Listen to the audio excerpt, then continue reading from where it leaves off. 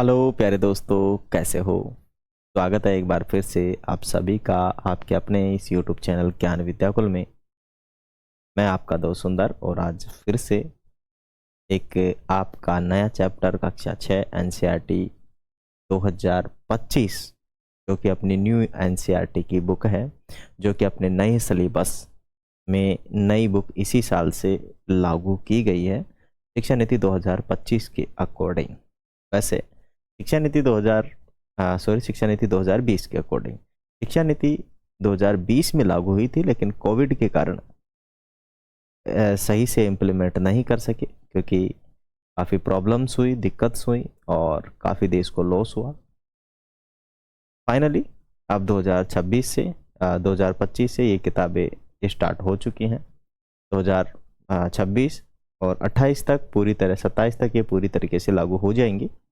अभी जो कक्षा 1 से लेकर 6 तक का नया कोर्स सभी का आ चुका है। अब चलिए करते हैं आज के इस चैप्टर का आगाज, शुरुआत, प्रारंभ। आ जाइए। हर हर महादेव। दैनिक जीवन में पृथक्करण की विधियां।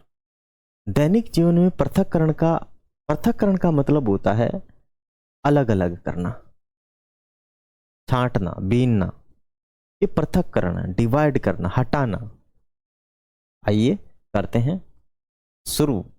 चलो देखो, है एक कबीर जी ने एक कहा है, साधु ऐसा चाहिए जैसा सूप सुभाए, सार सार को कहीं रहे, होता दही उड़ाए। जिस प्रकार से सूप द्वारा अनाज रख भूसे को उड़ा दिया जाता है, उसी प्रकार सज्जन व्यक्ति गुणों को धारण कर दोषों का परित्याग करते हैं। ये हमारे कबीर जी ने कहा है। और कबीर वाणी में काफ़ी सारे ऐसे दोहे हैं जिनमें काफ़ी अच्छी अच्छी बात कही गई है। आइए चलते हैं, करते हैं शुरुआत। आगे है मल्ली और उसकी बहन वल्ली अपनी गर्मी की छुट्टियों को लेकर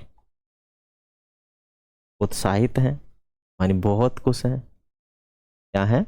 बहुत खुश हैं गर्मी की छुट्टियों को लेकर।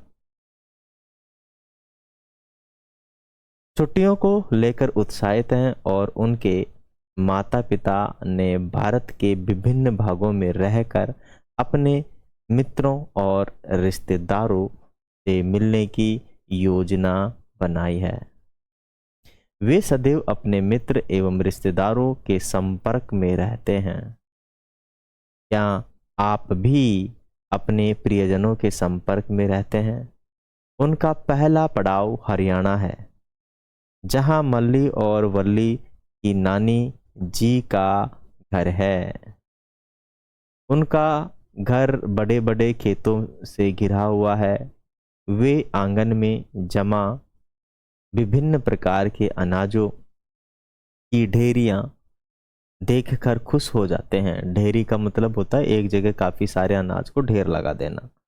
उनकी मामी जी और मामा जी समुदाय के अन्य सदस्यों के साथ अपने हाथों से चावल और गेहूं जैसे अनाजों से छोटे कंकड़ और भूसी अलग करने में व्यस्त हैं।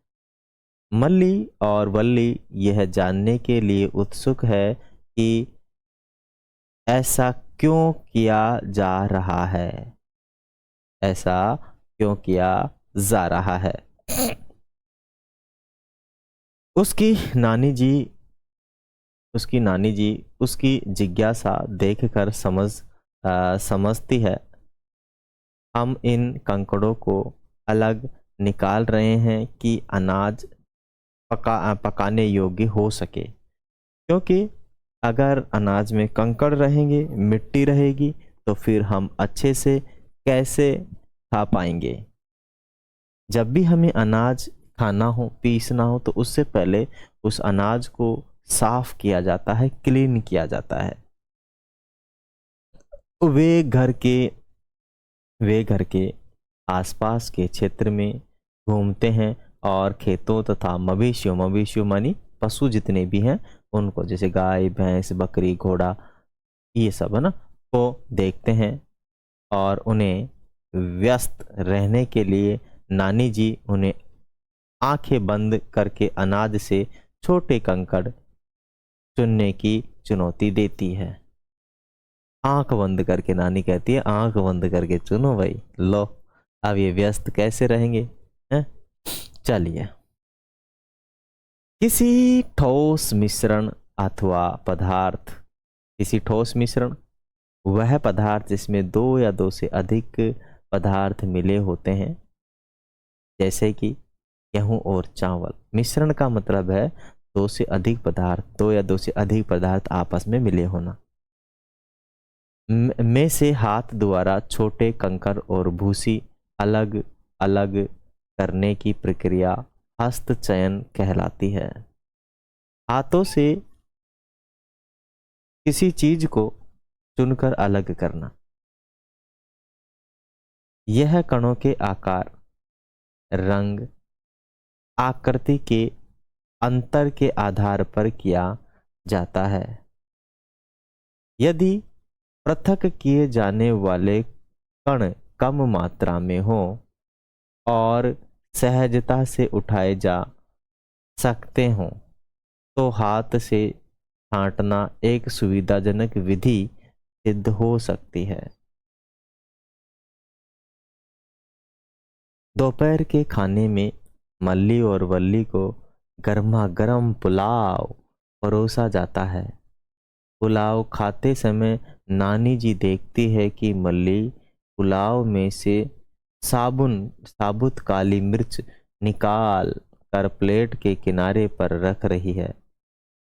वल्ली मजाक में कहती है, वाह, यही हाथ से चयन करने की विधि है, अच्छी है ना नानी जी। नानी जी उन्हें काली मिर्च के लाभ बताती है। काली मिर्च का मतलब लाभ क्या क्या है। वह मल्ली को उसे भी खाने के लिए प्रोत्साहित करती है।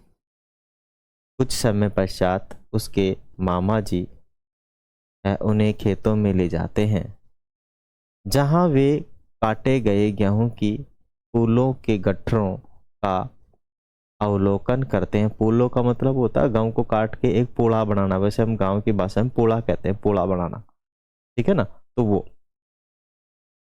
आगे आइए, आगे है कुछ फूलों को धूप में सुखाने के लिए फैला दिया जाता है।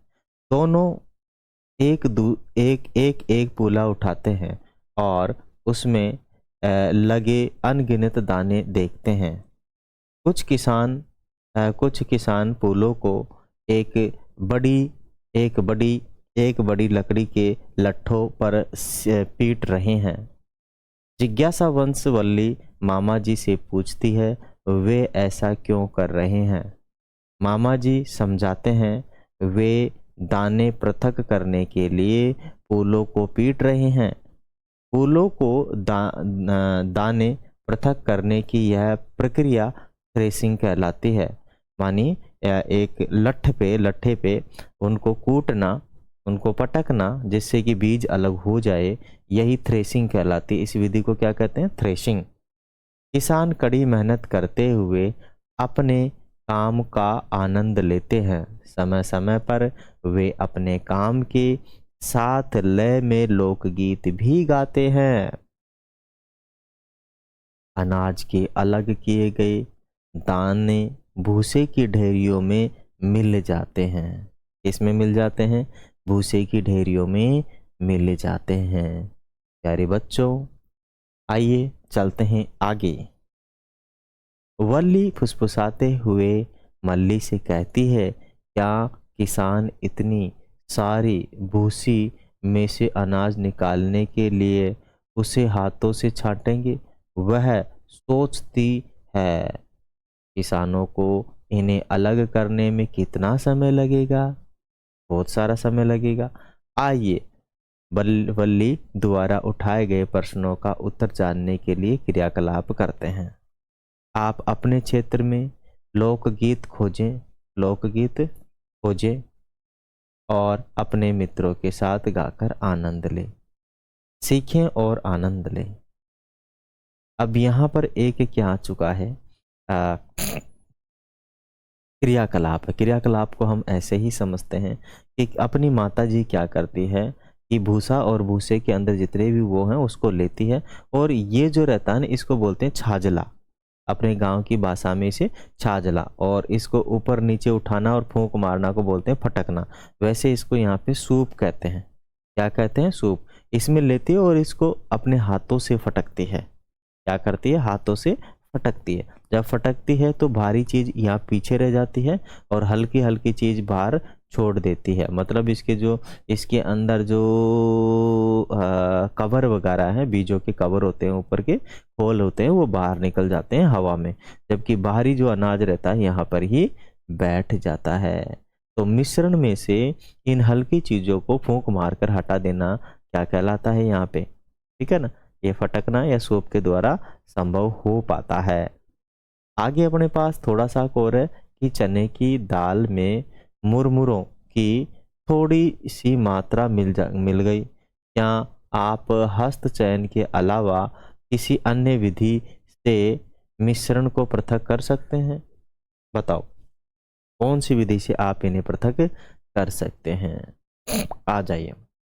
अब देखिए हमने क्या किया है, जो यहाँ पे तो इसे तो बोलते हैं फटकना। क्या कहते हैं? फटकना।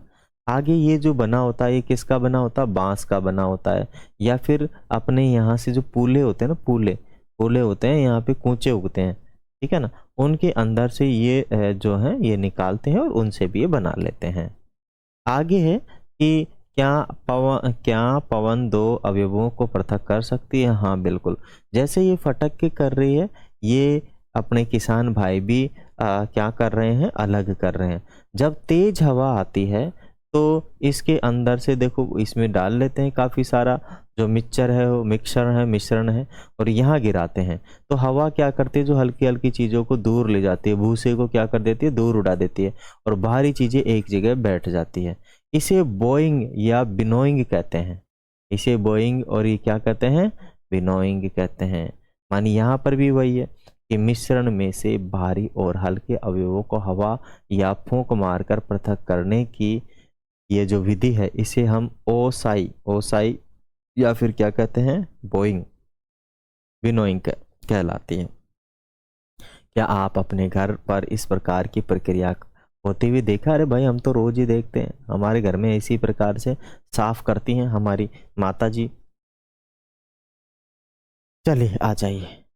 तकनीकी विकास के परिणाम स्वरूप थ्रेशर। अब तो क्या हो गया, आजकल तकनीकी विकास के कारण आजकल थ्रेशर नामक थ्रेसिंग मशीन निर्मित की गई है। इस मशीन का उपयोग पुलों से भूसी अनाज के दोनों दानों को अलग करने के लिए किया जाता है। ये मशीनें थ्रेसिंग और बोइंग दोनों कार्य एक ही साथ कर देती है। थ्रेसिंग और बोइंग दोनों कार्य क्या कर देती है? एक ही साथ कर देती है। बहुत मशीन बड़ी शानदार है। ठीक है, आगे आइए। अपने पास है अगले दिन मल्ली और वल्ली अपने पिताजी के मित्र घनश्याम भाई के यहाँ मिलने जाने के लिए अहमदाबाद के लिए ट्रेन पकड़ते हैं। वल्ली अपनी मामी जी से यात्रा के लिए मीठी पूरी बनाने का अनुरोध करती है। वल्ली, क्या मैं गेहूं का आटा गूंथने में आपकी सहायता करूं? मामी जी, आटे से कोई भी व्यंजन तैयार करने के लिए पहले हमें आटे में विद्यमान चोकर निकालना होता है। वल्ली, हम इसे कैसे करते हैं? तो उसके लिए क्या करना पड़ता है? उसे छानना पड़ता है।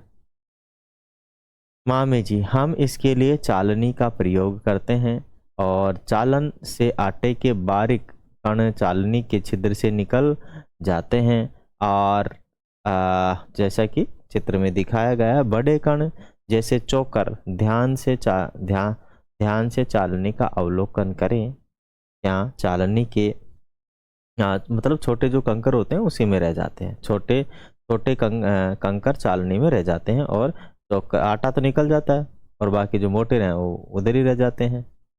यदि चालनी में छिद्र पदार्थों से बड़े हो तो क्या छानना प्रक्रिया काम करेगी? चालनी से गुजरने वाले कणों और चालनी पर रहने वाले कणों के आकार में क्या अंतर है? जब दो या दो से अधिक ठोसों के मिश्रण के अवयवों के कणों के आकार भिन्न होते हैं, तब चालन विधि का प्रयोग या उपयोग किया जाता है। आ जाइए आगे चलते हैं। आगे अहमदाबाद पहुंचने पर वे घनश्याम भाई के साथ साबरमती आश्रम जाते हैं, जहां वे नमक सत्याग्रह मानी दांडी मार्च, जो कि गांधी जी ने किया था नमक कानून तोड़ने के लिए, उसके लिए, है ना, साबरमती आश्रम के लिए प्रसिद्ध हैं। और दांडी यात्रा का एक पोस्टर बनाए और उस पर क्या करना है, अपने को गांधी जी को दिखाना है। आगे आ गया, मल्ली पूछता है नमक कहाँ से प्राप्त होता है? समुद्र जल से घनश्याम भाई उत्तर देते हैं। समुद्री जल पानी में घुले विभिन्न लवणों एवं अन्य पदार्थों का मिश्रण है। नमक प्राप्त करने के लिए समुद्र का जल उथले गड्ढों में रखा जाता है, जहां यह धूप और हवा के संपर्क में आता है। कुछ दिनों में जल पूरी तरह से वाष्पित हो जाता है और ठोस नमक शेष रह जाता है। फिर लवण के इस मिश्रण को संशोधित कर साधारण नमक प्राप्त किया जाता है। आगे आ गया अपने पास, मानी भारत में उन जलाशयों के विषय में पता लगाएं जिनमें साधारण नमक पाया जाता है। इसका स्रोत राजस्थान में सांबर झील है। कहाँ है? अपने ही राजस्थान में सांबर झील है। सांबर, है ना, राजसमंद जिले में है सांबर झील। ठीक है, राजसमंद में है क्या? नहीं, ब्यावर के पास, ये शायद अजमेर के पास है राजसमंद झील, है ना।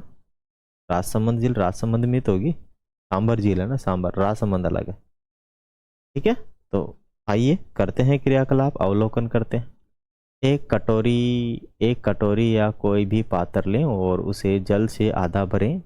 उसमें से 2 या 3 चम्मच नमक डालें और तब तक हिलाते रहें जब तक वह घुल कर विलयन न बना सके। एक काले या गहरे रंग का मोटा कागज का टुकड़ा लें और उस पर नमक के विलयन की कुछ बूंदें डालें। नमक के विलयन की क्या डालें? कुछ बूंदें डालें। आप इस नमक के विलयन से कागज पर अपने पसंद की कोई भी आकृति बना सकते हैं। इसे सूखने दें और अवलोकन करें। माने सूखने से पहले, सूखने के बाद, और ये बन जाएगी कलाकृति। आगे है कि क्या आपने कभी गर्मियों के समय गहरे रंग के कपड़ों पर सफ़ेद धब्बे देखे हैं? ये धब्बे कैसे बनते हैं? तो ये नमक के ही होते हैं। अपनी बॉडी से नमक जो है बाहर आता है ना। क्या आपको कागज पर कुछ धब्बे दिखाई देते हैं? आपको क्या लगता है कि कागज पर क्या बचा है? कागज छूकर आप नमक की उपस्थिति महसूस कर सकते हैं। पानी कहाँ लुप्त हो गया? जल की विधि अवस्थाओं की ये यात्रा नामक अध्याय का स्मरण करें। आइए उत्तर प्राप्त करने के लिए आगे जांच करें। आगे है, समग्र स्वास्थ्य एवं चिकित्सा की पारंपरिक भारतीय प्रणाली आयुर्वेद में उपचार के लिए जड़ी बूटियों या पौधों के भागों का उपयोग करने की सलाह दी जाती है। प्राय इन सामग्रियों जैसे विभिन्न औषधि पौधों की जड़ों, पत्ती, फूलों या बीजों को छाया में सुखाते हैं। इस प्रक्रिया में अतिरिक्त जल का वाष्पीकरण हो जाता है, जिससे औषधि का महत्वपूर्ण भाग बच जाता है। औषधि का क्या बच जाता है? महत्वपूर्ण भाग बच जाता है। क्या प्रॉपर आवाज आ रही है आपको? कोई दिक्कत थोड़ी है? नहीं ना, बिल्कुल मुझे भी प्रॉपर ही लग रही है, वैसे कोई प्रॉब्लम नहीं है। आ जाइए आगे चलते हैं। फिर देखो यहाँ पे एक प्रोग्राम क्या है, चीनी मिट्टी की डिश है और तार की जाली लगी हुई है और इसमें कुछ पदार्थ है जो कि इसको सोखने का काम कर रहा है।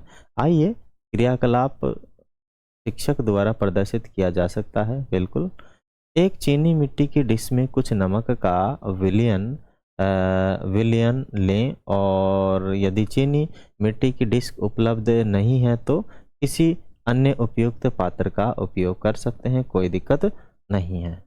ठीक है, क्या करेंगे? इसे गर्म करेंगे, करें और जल उबालकर उड़ जाने दें, जैसा कि चित्र में दर्शाया गया है। चीनी मिट्टी की डिश को ठंडा होने दें। आप क्या देखते हैं? आप क्या देखते हैं? चीनी मिट्टी की डिश में क्या बचा है? क्या आपको नमक वापस प्राप्त हुआ? आप चीनी मिट्टी की डिश में नमक की उपस्थिति को अपनी उंगलियों से रगड़कर महसूस कर सकते हैं। चलिए आगे चलते हैं। क्या कोई ऐसी विधि है जिसमें नमक और पानी दोनों प्राप्त कर सकता हूँ? चित्र का अवलोकन करें। क्या यह प्रश्न उत्तर देता है? क्या आप इससे संबंधित प्रक्रिया नाम बता सकते हैं? ठीक है, ये वाली है जो प्रक्रिया है। आइए, बिल्कुल हम इसको गर्म करेंगे और बाहर एक ऐसा यंत्र रख देंगे जहाँ पे भाप बन के जाएगा, वो उसको टच करेगा, वहाँ ठंडा होने देंगे और तो वापस उसको पानी भी प्राप्त किया जा सकता है। सावधानी रखनी है कि जो फालतू में जो गर्म हो रखा है उससे हम बचें। ठीक है, ध्यान रहे अपने को। अब समय आ गया है कि मल्ली और वल्ली दक्षिण भारत के पुडुचेरी में रहने वाले अपने दादाजी और दादी जी से मिलने जाएं।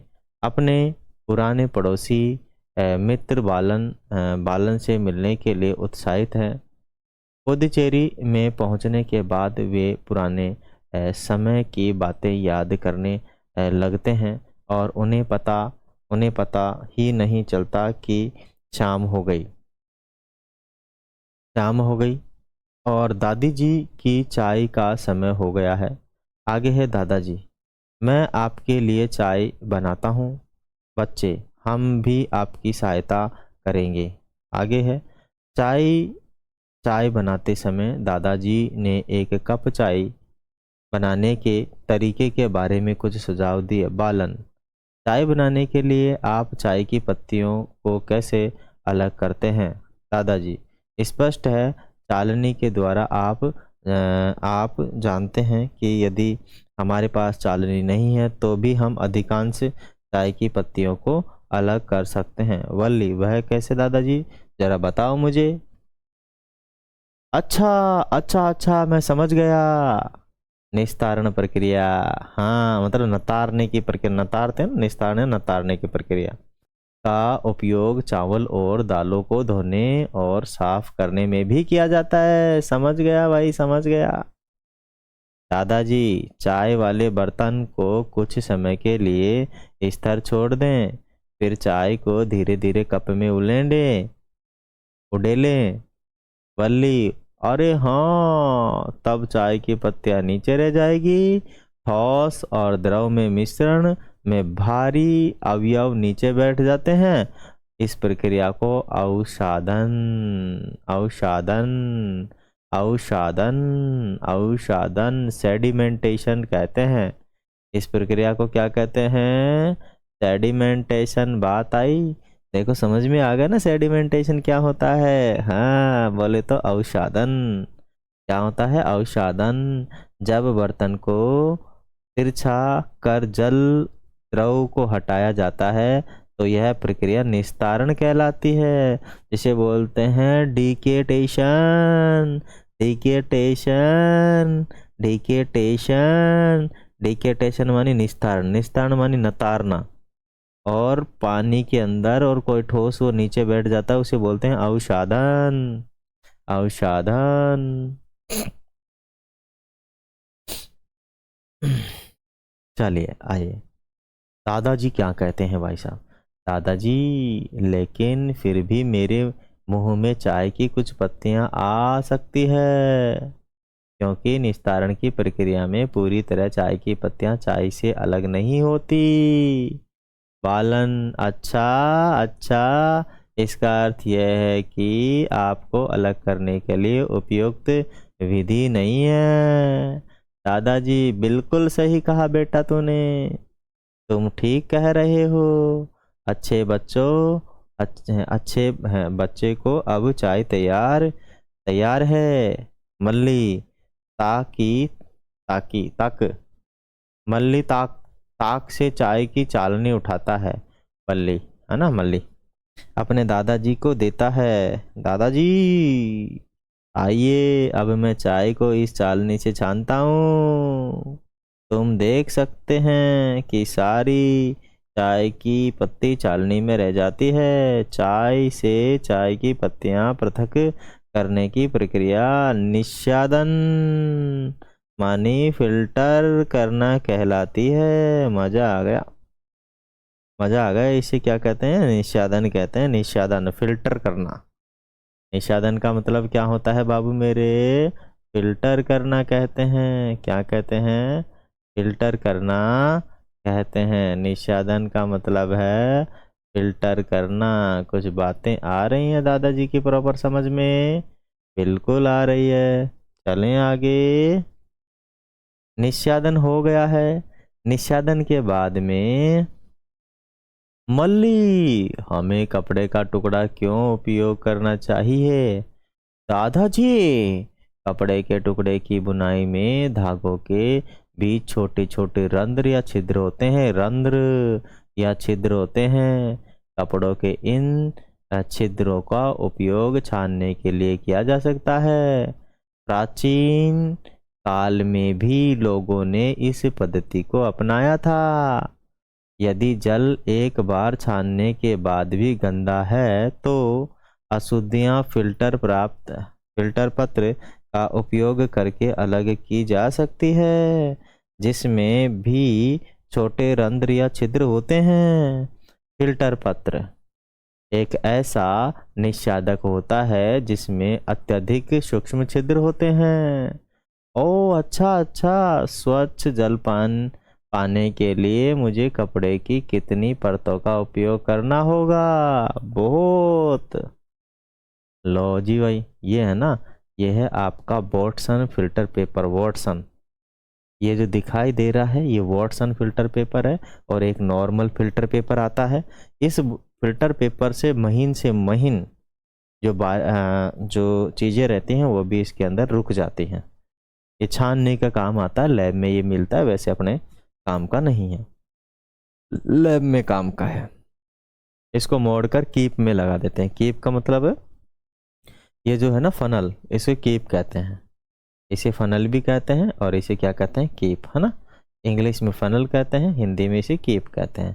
फिल्टर पेपर है, इसको कीप में लगा दिया। नीचे अपने पास एक क्या है, कॉनिकल फ्लास्क है, और कॉनिकल फ्लास्क के अंदर हमने इसको लगा दिया। बाहर होता है ना, ये 3 टांग का त्रिपाद स्टैंड होता है, ट्राइपॉड कहते हैं इसे, ठीक है। और ये मटमेला जो है वो साफ किया हुआ है। आइए, आपने क्या अवलोकन किया? क्या मिट्टी के कण फिल्टर पत्र में होकर निकल जाते? ना, रुक जाते हैं भाई साहब, रुक जाते हैं। क्या हो जाते हैं? रुक जाते हैं। आपने क्या अवलोकन किया? क्या मिट्टी के कण फिल्टर पत्र से होकर निकल जाते हैं? बिल्कुल नहीं। कीप से निकलने वाले यह शंक्वाकार फ्लास्क में एकत्रित हो जाते हैं। आपको फिल्टर पत्र प्राप्त करके कुछ रूप में मिट्टी और शंक्वाकार फ्लास्क में निषादन के रूप में स्वच्छ जल मिलेगा। क्या मिलेगा? स्वच्छ जल मिलेगा।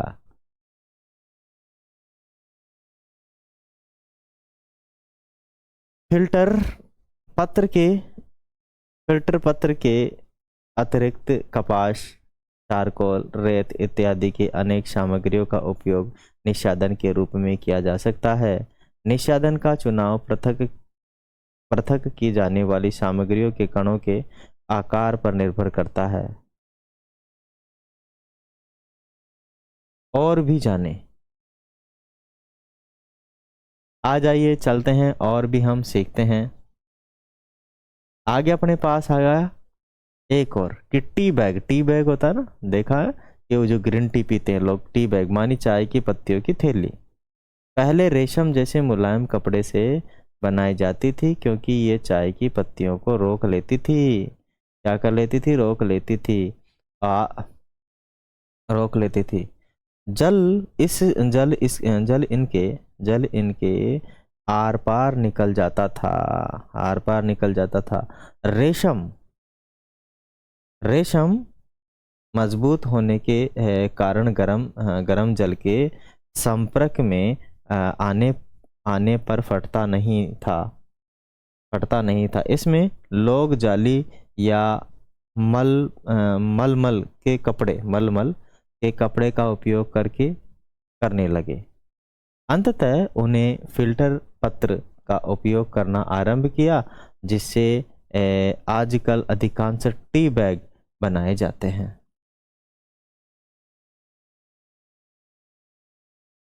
चलिए आगे चलते हैं। आगे है, अब देखो भाई, मल्ली और वल्ली अपने दादाजी और उनके मित्र ओटुकम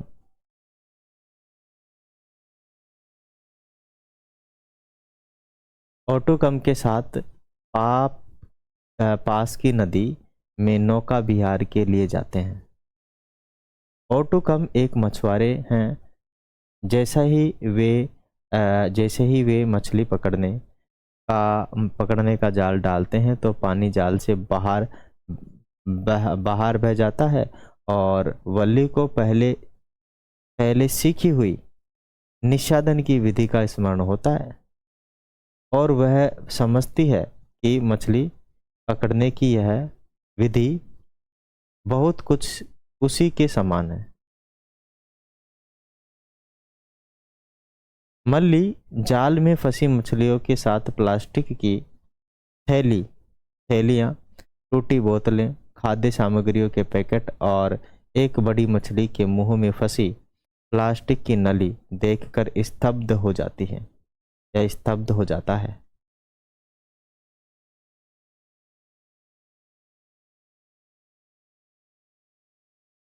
आइए आइए नदी और महासागरों को प्रदूषण के मुद्दे पर जागरूकता बढ़ाने के लिए एक कविता की रचना करें। यह कुछ पंक्तियां लिखी गई है जिसमें कुछ पंक्तियां जोड़े। समुद्र में तैरती थी छोटी मछलियां, कोयलास कोयलास, इन्हीं सी नन्ही सी प्यारी सी थी वो सबकी खास। एक प्लास्टिक का बड़ा टुकड़ा बहता हुआ आया, गर्दन कोयलास की फंस गई, दर्द ने उसे तड़पाया।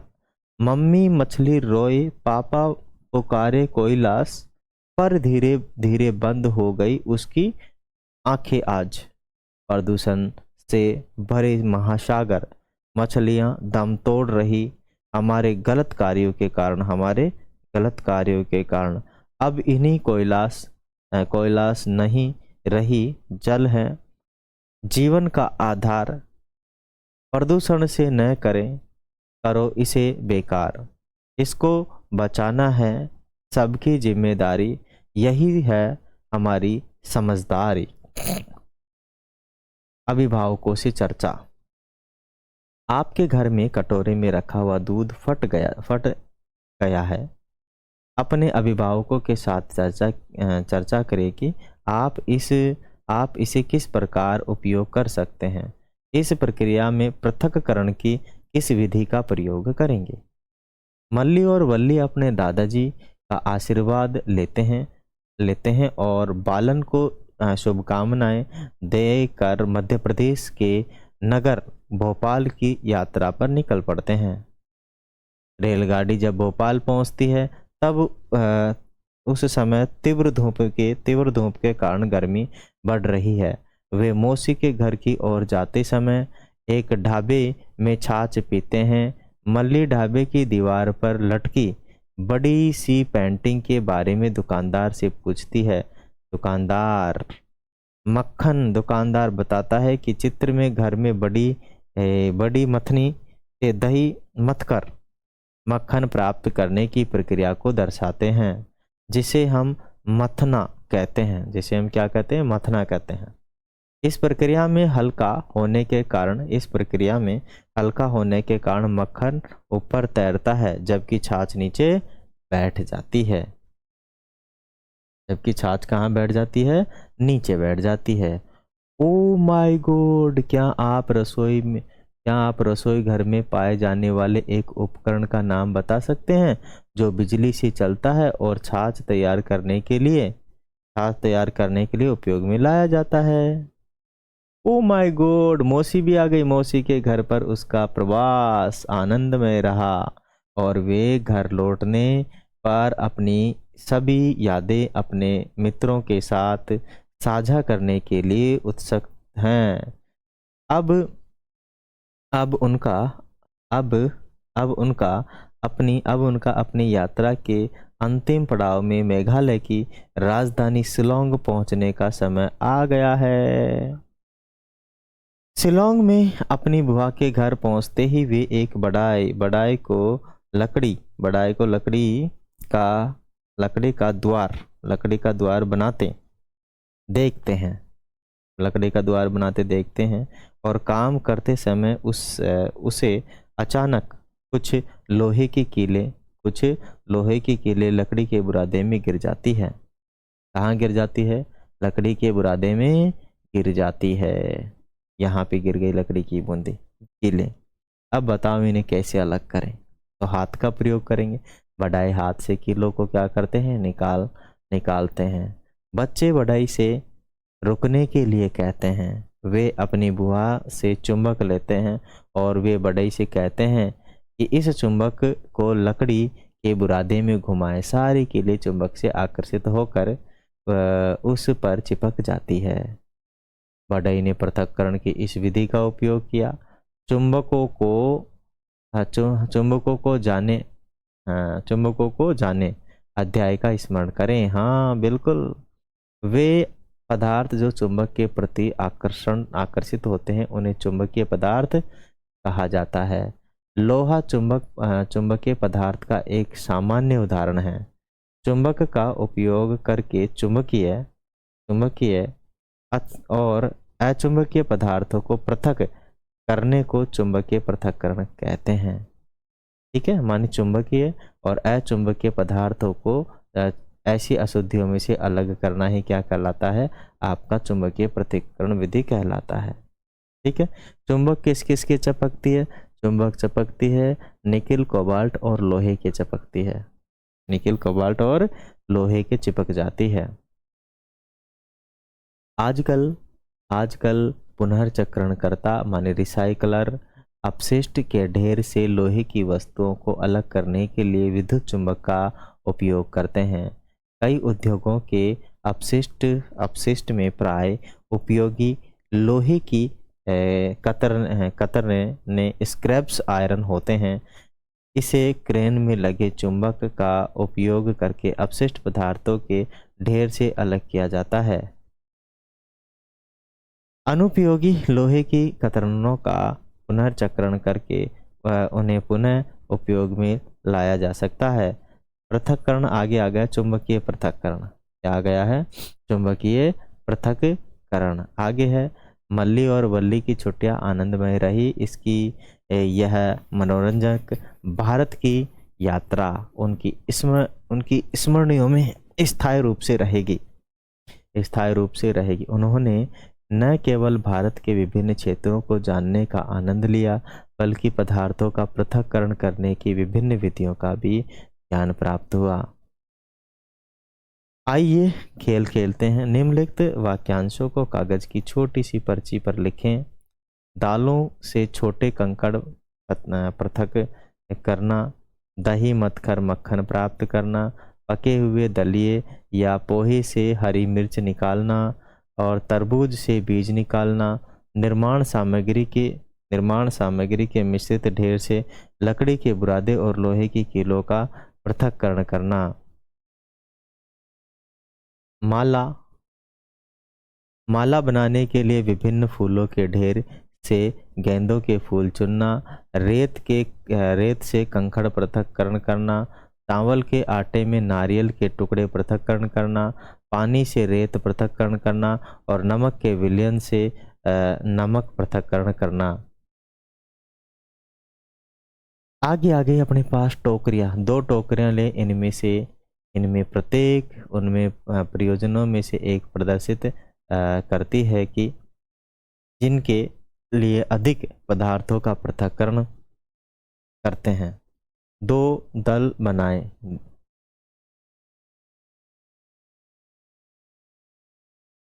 कुछ प्रमुख शब्द अपने पास आ चुके हैं। मथना, दूध को मथा जाता है। दूध को जो अपने पास दही होती है उसको पानी डाल के थोड़ा पतला करके उसे मथा जाता है रई से। तो दूध का घनत्व कम होता है और उसमें दही होती है उसका घनत्व ज़्यादा होता है। सॉरी, घी का घनत्व ज़्यादा कम होता है और दूध का उसमें जो पानी और जो छाछ होती है उसका ज़्यादा होता है। तो घी ऊपर आ जाता है और दूध नीचे बैठ जाता है या फिर छाछ नीचे बैठ जाती है। मिश्रण, 2 या 2 से अधिक चीज़ें आपस में मिली हुई तो उसे मिश्रण कहते हैं। निस्तारण का मतलब होता है नितारना, ठीक है ना। बिना छाने किसी चीज़ को जो नीचे बैठ जाए और उसमें से जो ऊपर वाली चीज़ को बाहर निकाल लेना निस्तारण कहलाता है। अवसादन का मतलब होता है छानना। वाष्पीकरण या वाष्पन मतलब जो नमक है, नमक और पानी के घोल में से नमक को अलग करना क्या कहलाता है? वाष्पीकरण। छानना तो आप जानते ही हैं, ठीक है। निस्सादन का मतलब वही होता है नितारना। निस्सादन का मतलब होता है वही छानना एक तरीके से, ठीक है, एक तरीके से छानना ही होता है। आइए हम निस्सादन की तरफ चलते हैं। हमने मथना पढ़ लिया था और निस्सादन देखते हैं कहाँ अपने को निस्सादन दिखेगा, ठीक है। तो यहाँ पे शंक्वाकार फनल आ गई, यहाँ सूक्ष्म छिद्र आ गए और यहाँ आ जाएगा अपना निस्तारण आ गया ना, अवसादन आ गया, सेडिमेंटेशन आ गया, ठीक है। मतलब किसी चीज़ का नीचे बैठ जाना सेडिमेंटेशन है और छान कर किसी को अलग करना निस्तारण कहलाता है, ठीक है। यहीं पर आएगा वो, यहीं पर आएगा निस्सादन कहाँ गया अपना निस्सादन, कोई बात नहीं, यहाँ नहीं आया था, हम उसे ऊपर निकाल लेंगे, है ना, नीचे भी आ जाएगा, ठीक है। अपने पास नीचे भी है निस्सादन, ऐसी बात नहीं है कि नीचे नहीं है, ठीक है। यहीं पर ही अपने को निस्सादन देखने को मिलेगा, ठीक है। अभी थोड़ा सा कहाँ गया, ये रहा। सारांश में निस्सादन अपने को देखने को मिलेगा, डेफिनेट मिलेगा। कहीं तो थ्रेशिंग आ गया, पृथक्करण की बोइंग आ गया, चालन का प्रक्रिया में छानना हो गया और निस्सादन सेडिमेंटेशन आ गया, फिल्ट्रेशन आ गया। हाँ, फिल्ट्रेशन को निस्सादन कहते हैं ना, जो फिल्ट्रेशन होता है उसे हम क्या कहते हैं? निस्सादन। कहाँ गया? ये रहा फिर निस्सादन। फिल्ट्रेशन पानी का उपयोग कर अघुलनशील ठोस अवयवों को द्रव से पृथक करने की के लिए जो प्रक्रिया की जाती है उसे क्या बोलते हैं? निस्सादन कहते हैं। फिर आ गया अपने पास अस्थचयन। देखो, मोटी मोटी जो अशुद्धियाँ होती हैं उनको हाथों से हटाना, उनको हाथों से हटाकर अलग करना हस्तचयन कहलाता है। थ्रेसिंग का मतलब होता है थ्रेस करना, है ना, अलग करना। ये आजकल तो थ्रेसिंग करने के लिए थ्रेशर मशीन आ गई।